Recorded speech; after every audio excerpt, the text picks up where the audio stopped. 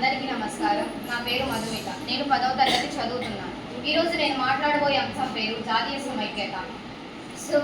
సువిశాలమైన భారతదేశంలో కాశ్మీర్ నుండి కన్యాకుమారి వరకు వేర్వేరు ప్రాంతాలు, భిన్న సాంప్రదాయాలు, భిన్న సంస్కృతులు ప్రచారంలో ఉన్నాయి.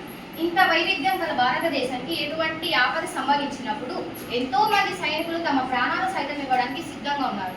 అటువంటి వారికి మరెంతో మంది మద్దతుగా నిలబడుతున్నారు.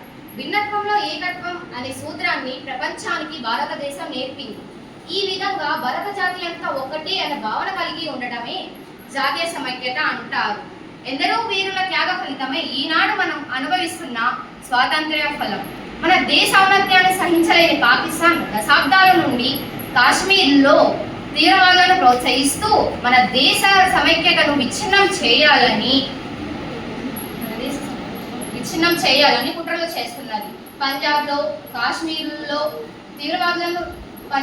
కాశ్మీర్లో తీవ్రవాదులను ప్రోత్సహిస్తూ రక్తపాతాన్ని సృష్టిస్తున్నది. శాంతి భద్రతలకు భంగం కలిగిస్తున్నది. మన దేశం ఎంతో మతాలకు నిలయం. అన్ని మతాలు మానవత్వాన్ని చాటి చెప్పాయి. సహకారం, ప్రేమ, పవిత్రత, సత్యం మొదలగు గుణాలు కలిగి ఉండాలని నొక్కి చెప్పాయి. అన్ని మతాలు మానవ సేవే మాధవ సేవ అని పరమార్థాన్ని బోధించాయి. స్వాతంత్రం వచ్చాక భాషను బట్టి రాష్ట్రాల విభజన జరగడం వలన తమ మాతృభాషాభిమానం ఎక్కువై ఇతర భాషల పట్ల ద్వేషాభావం ప్రబలి ప్రాంతీయ తత్వాలు బయలుదేరాయి. ఇవి జాతీయ సమైక్యతకు ఆటంకాలు అవుతున్నాయి. దురదృష్టవశాత్తు ఉత్తరాది, దక్షిణాది అనే భేదాలు పుడుతున్నాయి. మనుషులంతా ఒక్కటే అనే భావనని ప్రజల మనసులలో కలిగి ఉండాలని ప్రచారం చేయాలి.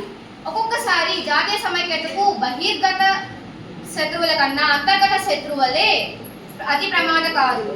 మన దేశం జాతీయ సమైక్యతకు చిహ్నం.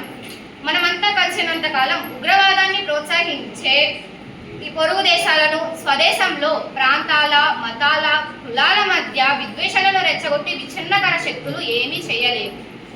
కాబట్టి ఐకమత్యమే మహాబలం. కలిసి ఉంటే నిలబడతాం, లేకపోతే పడిపోతాం అన్న సూక్తిని ప్రతి భారతీయుడు తన మనసులో ఉంచుకొని జాతీయ సమైక్యతకు కృషి చేయాలి. నాకు ఈ అవకాశం ఇచ్చిన పెద్దలకు, గురువర్యులకు ధన్యవాదాలు తెలుపుకుంటూ ఇంతటితో ముగిస్తున్నాను.